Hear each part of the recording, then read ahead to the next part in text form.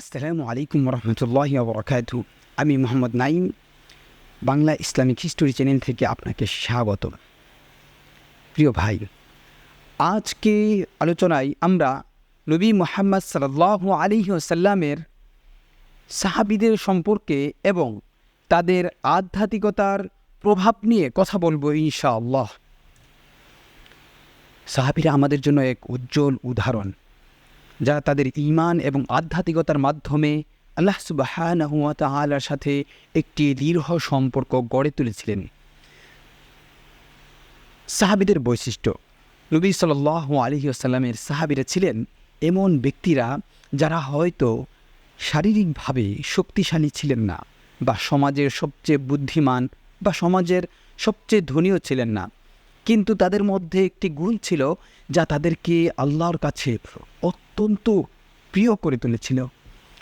তারা আল্লাহ সুবহানাহু ওয়া তাআলার সাথে একটি দৃঢ় এবং অকাট্য সম্পর্ক গড়ে তুলেছিলেন। এই সম্পর্কের কারণে তারা জীবনে মহান সম্মান এবং মর্যাদার অধিকারী হয়েছিলেন। আধ্যাত্মিকতার গুরুত্ব: আধ্যাত্মিকতা এমন একটি জিনিস যা আপোস করা যায় না। এটি এমন কিছু যা আমাদের জীবনে অত্যন্ত গুরুত্ব সহকারে নিতে হবে। সাহাবীরা তাদের আধ্যাত্মিকতার মাধ্যমে আল্লাহর কাছে প্রিয় হয়ে উঠেছিলেন এবং তারা এমন মর্যাদা অর্জন করেছিলেন যা অন্য কিছু দিয়ে অর্জন করা যায় না। নবী সাল্লাল্লাহু আলাইহি ওয়াসাল্লামের মিরাজ, এই রাত্রিতে যাত্রার সময় নবী সাল্লাল্লাহু আলাইহি ওয়াসাল্লাম আসমানে ভ্রমণ করেছিলেন এবং তিনি পায়ের আওয়াজ শুনতে পান। তিনি জিজ্ঞেস করলেন, এটা কিসের আওয়াজ যা আমি শুনতে পাচ্ছি? তাকে জানানো হয় যে এগুলো সাহাবী বিলাল রাদিয়াল্লাহু আনহুর পদচিহ্ন।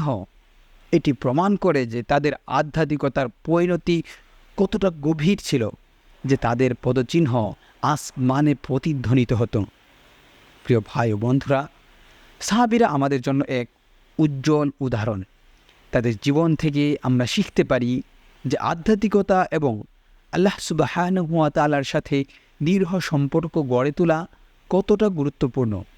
আসুন আমরা সবাই আমাদের আধ্যাত্মিকতা এবং ঈমানকে মজবুত করার চেষ্টা করি এবং আল্লাহর সাথে আমাদের সম্পর্ককে শক্তিশালী করি। আল্লাহ তাআলা আমাদের সবাইকে সঠিক পথে পরিচালিত করুন এবং আমাদের ঈমানকে মজবুত করুন।